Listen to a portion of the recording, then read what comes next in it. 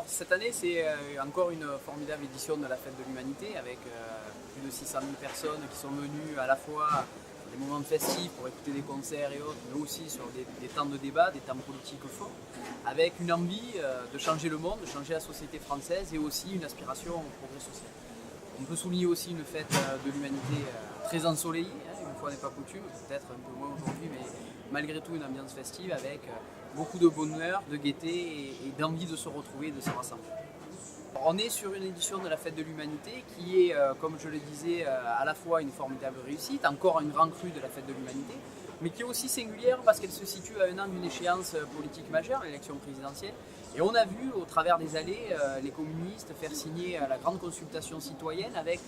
un engouement de la part des visiteurs de la Fête de l'Humain assez impressionnant, puisque nous en avons réalisé plusieurs milliers, où enfin un parti politique demande au peuple ce qu'il désire, ce à quoi il aspire. Et le peuple et les visiteurs de la Fête de l'Humanité, le peuple de l'humanité, a pris le temps d'y répondre avec là aussi un grand enthousiasme. Et je crois que dans cette édition de la fête, on remarque beaucoup plus de jeunesse encore, des jeunes adhésions au parti communiste. C'est plutôt une bonne chose et ça laisse augurer de bonnes choses pour les mois à venir. Cette fête de l'humanité marque profondément la rentrée sociale, je dirais, puisqu'on est début septembre. Il y a déjà eu un mouvement de grève le 8 septembre dans l'enseignement, dans les collèges et lycées. Mais on a aussi la formidable journée d'action qui est prévue le 15 septembre contre la loi travail. Et il s'agit pour nous aujourd'hui de marquer fort l'acte 2 de la mobilisation, je dirais, contre la loi travail, puisque nous avons eu une formidable mobilisation du mois de mars au mois de juin pour dénoncer ce projet de loi qui a été voté, d'ailleurs même pas voté, mais promulgué par le 49.3 cet été, contre l'avis de 70% de la population. Et je pense que la Fête de l'Humanité est un lieu où se rassemblent l'ensemble des progressistes, des syndicats, des organisations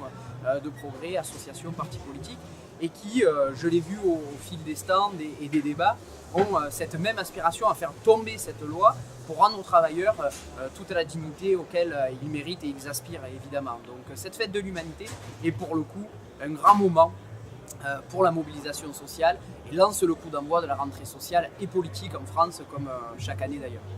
La Fête de l'Humanité, c'est aussi ça, c'est-à-dire un lieu à la fois fraternel, convivial et solidaire, et où l'essentiel des personnes, pour ne pas dire la totalité des personnes qui sont sur la Fête de l'Humanité, le sont à titre bénévole et dans le cadre de leur engagement militant. Ceci n'échappe pas sur le stand des Bouches-du-Rhône et je voudrais remercier l'ensemble des camarades qui ont travaillé à la fois sur le stand, sur la restauration, sur le montage, sur le démontage, sur le renforcement, sur la grande consultation citoyenne. C'est tout autant de camarades qui donnent de leur temps personnel à l'intérêt collectif, à l'intérêt général. Et je crois que les Bouches-du-Rhône ne sont pas en reste sur cette fête, mais comme l'ensemble des communistes finalement sur l'ensemble du territoire, qui considèrent que la réussite de la fête, c'est avant tout aussi un engagement militant. Et pour cela, je voudrais les remercier toutes et tous.